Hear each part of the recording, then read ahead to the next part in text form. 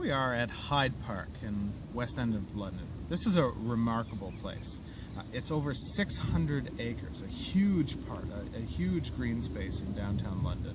And it's filled with thousands of people wandering throughout the park, including people going to pay memorial to Princess Diana, or people visiting the Kensington Castle on the west side.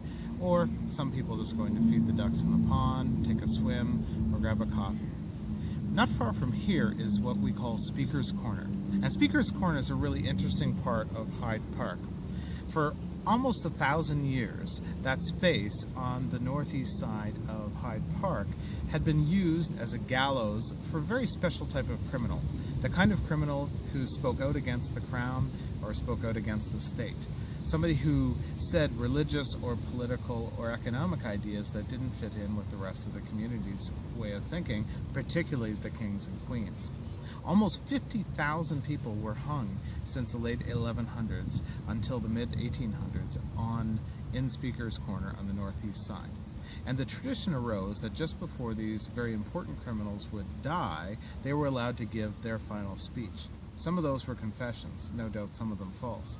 Some of those were actually a restatement of their political idea and the willingness to die for that idea. And different religious groups have died for it. The Puritans died for it. Different Anglicans and Roman Catholics died on those gallows. And it was also a place of political sedition and potentially revolution. Well, eventually, one of the struggles of a monarchy like the United Kingdom is to find out where free speech fits in after a particular time. Over time, free speech became a principle in the country, but still in the 1800s there was some restriction to that. In the 1860s, it was a time of revolution all over the world, all over the Western world. America was in civil war. Canada was forming its independent nationhood from the United Kingdom. And the United Kingdom was thinking through what it wanted to be as a nation state. And so part of that, there were actually riots and revolts in the area of Speaker's Corner, even though the gallows had been taken down. Over the next decade, this threatened again and again, and eventually it was given in an act of Parliament in 1872 as a space for free speech. After that point, it became a key political and religious arena. Karl Marx spoke about his ideas there. Lenin spoke about his imagination of the Soviet state. George Orwell talked about dystopia in that space. William Morris, the author and the artist, he talked about his idea of what a socialist state would look like. All of these people came and gave their political ideas. But it has come over time to be a really important religious center.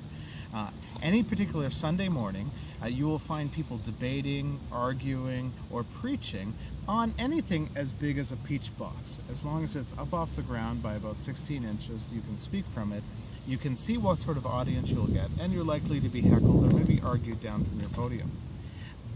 Over the last 100 years, it has been often a place for evangelical Christians or fundamentalist Christians to talk about their ideas. Sometimes political or social ideas like homosexuality or the role of state and church, but often just personal introductions to their faith.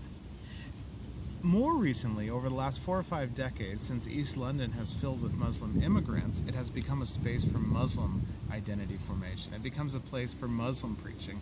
And pretty much every week you can find some Muslim speaker talking about his faith or his political ideas here in Speaker's Corner. No doubt there are some people have been recruited to ISIS, the Islamic State, but for the most part it's actually about their spiritual beliefs, their religion, and the prophet that founded their religion.